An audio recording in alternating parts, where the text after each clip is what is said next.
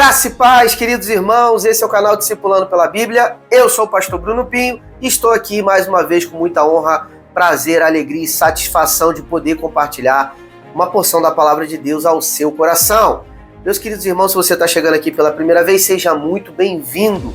A sua presença é muito importante. Por quê? Porque nós estamos aqui debaixo de um ambiente de muita simplicidade, mas também de muito zelo, de muita busca pelo entendimento do Senhor. Apenas um celular, uma mesa e um pão que a gente compartilha aqui diariamente para afetar o seu coração, porque o propósito desse canal é apenas um, querido, é gerar uma cultura de leitura bíblica diária para o seu coração, para a sua vida, porque nós cremos que a palavra de Deus ela é poderosíssima para transformar o coração do homem e dar destino para ele, ok? Então, se você crê que esse tipo de conteúdo é relevante, então, por favor, eu te peço, curte, comenta, compartilha, segue o canal para não perder nenhum conteúdo e vamos direto a tudo aquilo que nós vamos abordar neste dia, ok? Nós estamos aqui meditando, querido, sobre o segundo livro do profeta Samuel.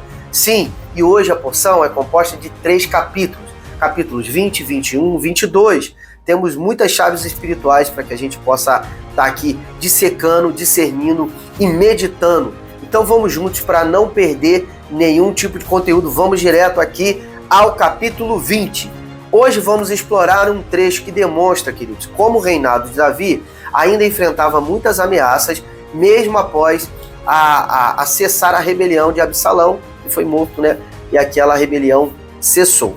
Aí se levanta um outro personagem chamado Seba, um homem rebelde da tribo de Benjamim, que aproveita o clima de tensão entre Judá e Israel para iniciar uma nova revolta contra o rei Davi. Ele reúne, então, seguidores, Seba, e se refugia numa cidade chamada Abel-Bet. Davi, então, vendo esse cenário, passa a agir muito rapidamente e ordena a Amasa, o seu novo general, que reúne os homens de Judá.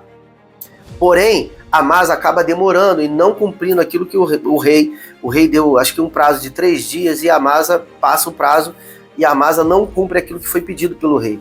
Então, Joabe, o antigo general, que havia sido substituído exatamente por Amasa, toma a frente novamente da situação, mas não sem antes assassinar Amasa, o novo general, de forma brutal. Por quê? Porque houve um entendimento que Amasa estava de conspiração com Seba. Exatamente. Por quê? Porque ele não cumpriu a ordem de juntar os exércitos para proteger Davi e atacar Seba. Então Joabe passa então a liderar as tropas contra Seba. Então Joabe cerca a cidade onde Seba estava foragido ali, né, escondido. E Joabe prepara ali um ataque definitivo. Para quê? Para invadir a cidade, destruir a cidade que está dando, vamos dizer assim, uma guarita ali para Seba. Mas dentro das muralhas daquela cidade, uma mulher muito sábia, ela intervém e chama o general Joabe para negociar, perguntando por que daquele ataque e tal. E Joabe fala sobre a questão de Seba ser mais um que está tentando usurpar o trono do rei. Então é negociado ali para salvar a cidade. Joabe pede a cabeça de Seba. Aquela mulher convence a cidade e a cabeça de Seba é entregue a Joabe. Então o conflito é encerrado sem qualquer derramamento de sangue, a não ser a morte do usurpador Seba. Então, queridos, nós vemos aqui que a atitude dessa mulher acabou salvando milhares de vidas. E nas Escrituras existe um versículo que nós podemos citar que representa fielmente a iniciativa desta mulher.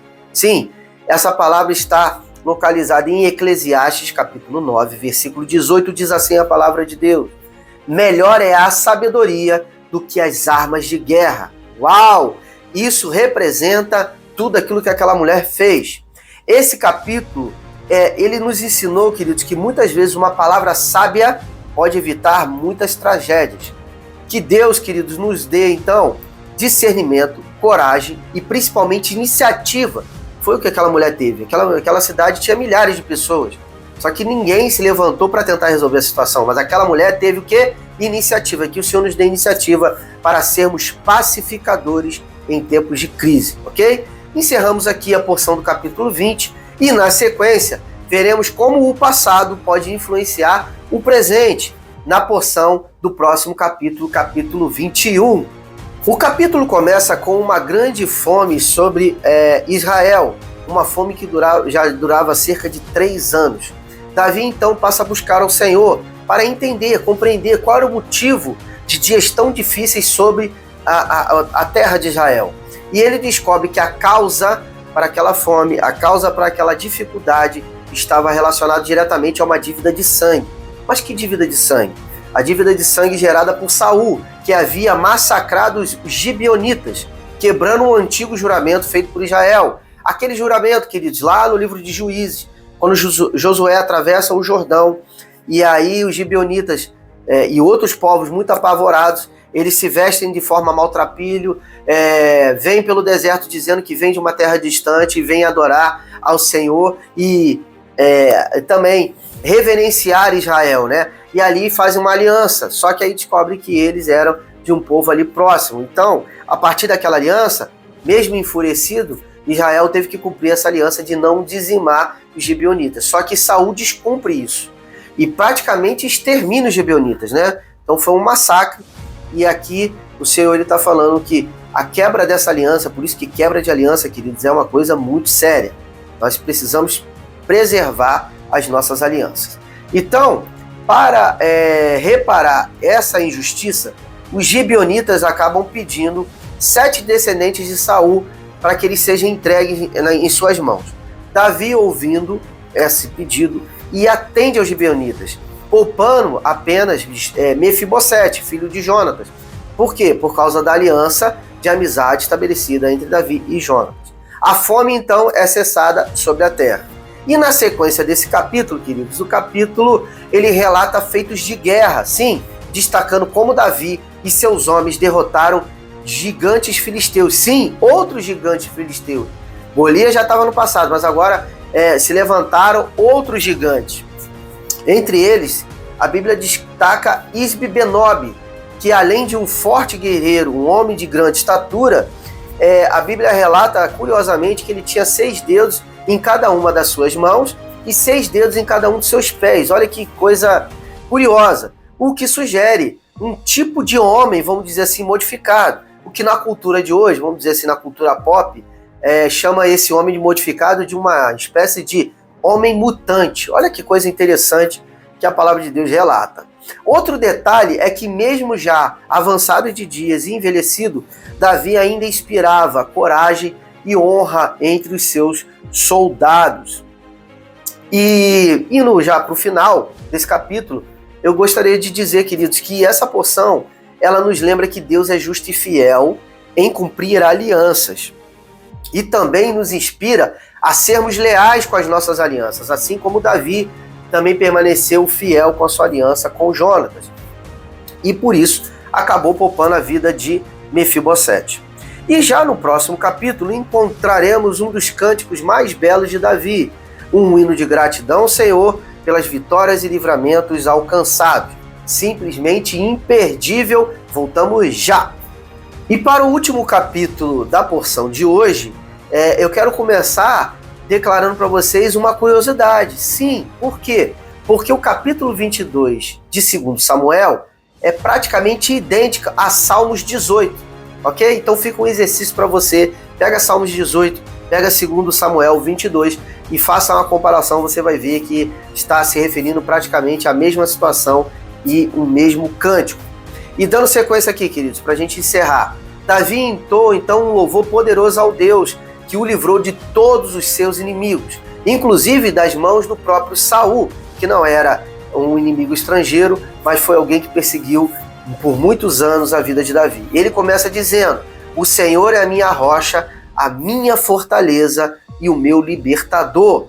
Davi reconhece, queridos, que em suas aflições ele clamava ao Senhor e Deus o ouvia e o livrava de todas elas. O texto descreve poeticamente como o céu se moveu em resposta ao clamor de um servo fiel, ao servo fiel Davi. Deus se mostrou justo, fiel e misericordioso. Ele se demonstrou um escudo para os que nele confiam. Olha que palavras maravilhosas nesse cântico. Palavras que nós precisamos trazer para o nosso coração, para a nossa vida.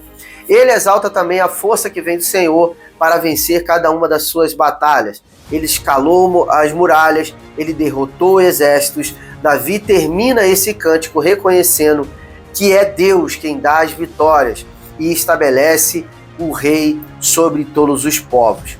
Queridos, nesse cântico, acessamos a importância de algo muito poderoso, de um princípio muito poderoso, que eu quero deixar registrado no seu coração, que é o princípio da gratidão e também do reconhecimento. Tudo que conquistamos, querido, vem do Senhor, precisamos ter essa consciência. E que hoje você possa parar por um momento agora, pode ser depois de você assistir esse vídeo, pare por um momento e agradeça a Deus pelas todas as vitórias que você já recebeu, seja grandes vitórias ou pequenas conquistas, seja o que for, mas ande debaixo de ações de graça. A palavra de Deus fala sobre ações de graça e passe a exercitar essa gratidão no seu coração, porque isso vai te levar a um novo nível de relacionamento e de confiança com o seu bom Pai, ok? E aí, gostaram desse conteúdo? Você acredita que esse vídeo edificou a sua vida? Então, por favor, eu te peço, curte, comenta e principalmente compartilha para um amigo, compartilha para alguém que você ama. Para quê? Para que essa palavra possa fazer sentido ao coração de outras pessoas e elas possam ser afetadas e receberem destino nas suas vidas, porque a palavra de Deus ela é muito poderosa, ok? Então, eu quero agradecer pela sua companhia e dizer que esse é o momento de me despedir de todos vocês, deixando a graça e a paz do Senhor Jesus e dizendo que amanhã, se assim o Senhor permitir, teremos muito mais. Shalom!